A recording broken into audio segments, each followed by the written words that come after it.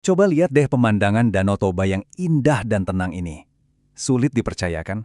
Tapi bayangin, di bawah permukaannya yang damai ini, tersimpan sisa-sisa kekuatan dahsyat yang dulu hampir saja memusnahkan kita semua. Hari ini kita akan bahas bencana purba yang ternyata justru membentuk kita jadi seperti sekarang ini. Oke, kita mulai dengan satu teka-teki yang bikin penasaran.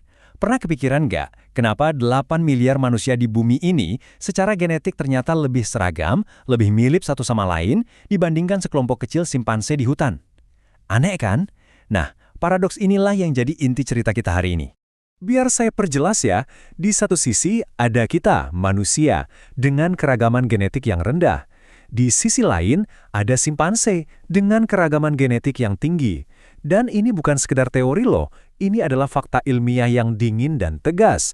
Sesuatu yang sangat drastis, jelas pernah terjadi pada garis keturunan kita. Jawabannya, kita harus mundur jauh ke belakang, tepatnya 74.000 tahun yang lalu. Saat itu, spesies kita sedang berhadapan langsung dengan kiamat. Sebuah peristiwa yang begitu mengerikan, sampai-sampai kita nyaris, sekali lagi, nyaris tidak selamat. Apa penyebabnya? Sebuah letusan mahadahsyat dari Gunung Toba. Inilah hari di mana dunia kita menjadi gelap gulita. Skala letusannya itu VAI8. Apa artinya? Itu adalah skor tertinggi, paling mentok dalam indeks letusan gunung berapi. Gak ada yang lebih dahsyat dari ini. Benar-benar puncak kekuatan penghancur dari alam. Biar kebayang skalanya, ayo kita bandingkan. Letusan Krakatau yang legendaris itu cuma memuntahkan 20 km kubik material. Tambora yang menyebabkan tahun tanpa musim panas, sekitar 160. Sekarang, Toba, 2.800 km kubik. Ini bukan sekadar lebih besar. Ini beda level, beda liga sama sekali. Dampaknya langsung terasa di seluruh dunia seketika. Awan abu raksasa menyelimuti Asia sampai ke India dan Afrika. Para arkeolog bahkan menemukan lapisan abu di India setebal 6 meter. Bayangin, hujan abu setinggi gedung 2 lantai. Nggak cuma itu, jutaan ton sulfur dioksida terlempar ke atmosfer. Gas ini jadi semacam selimut raksasa yang menghalangi sinar matahari dan menjerumuskan planet ini ke dalam kegelapan dan musim dingin yang panjang. Nah, disinilah kita sampai ke inti masalahnya. Kita berada di ambang kepunahan. Ini adalah momen yang disebut leher botol genetik bagi umat manusia. Jadi, apa itu leher botol genetik? Gampangnya gini, bayangin sebuah botol berisi kelereng warna-warni yang mewakili keragaman genetik kita. Terus botol itu dibalik, cuma sedikit kelereng yang bisa keluar kan? Bencana Toba itulah yang membalik botol populasi manusia. Jumlah kita menyusut drastis dan yang tersisa hanya sedikit dengan variasi genetik yang jauh lebih sedikit. Itulah kenapa kita semua mirip banget secara genetik hari ini. Separah apa penyusutannya?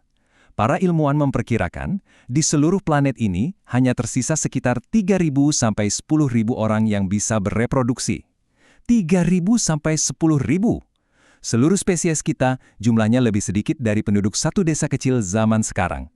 Kita benar-benar di ujung tanduk. Dan ini bukan krisis yang cepat berlalu. Setelah letusan, bumi mengalami musim dingin vulkanis selama 6-10 tahun. Kegelapan dan dingin yang ekstrim ini kemudian memicu zaman es baru yang berlangsung selama 1.000 tahun. Bayangkan, perjuangan bertahan hidup selama puluhan generasi. Ini tentu memunculkan pertanyaan, kok bisa ada yang selamat? Nah, jawabannya ada pada kemampuan adaptasi para penyintas ini, dan buktinya ditemukan di pesisir pantai. Bukti arkeologis dari sebuah situs keren bernama Pinnacle Point di Afrika Selatan mengungkap rahasia kelangsungan hidup nenek moyang kita yang luar biasa. Jadi begini, ketika ekosistem di daratan hancur lebur, sekelompok kecil manusia melakukan sesuatu yang jenius. Mereka pindah ke laut. Mereka belajar memanfaatkan sumber makanan yang stabil, seperti kerang. Di darat, mereka pintar mencari umbi-umbian yang tahan banting di bawah abu. Tekanan untuk bertahan hidup ini justru memicu inovasi. Mereka mulai menciptakan alat-alat batu yang lebih kompleks dan canggih, khusus untuk membuka cangkang kerang atau menggali umbi.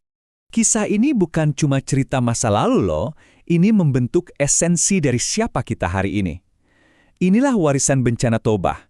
Bagaimana kita, sebagai spesies, ditempa dalam api kiamat. Dan disinilah letak ironi terbesarnya. Tekanan seleksi yang super brutal dari bencana Toba ini, bisa jadi, justru inilah yang menempa sifat-sifat terbaik kita. Kecerdasan, kemampuan beradaptasi, dan yang paling penting, kerjasama.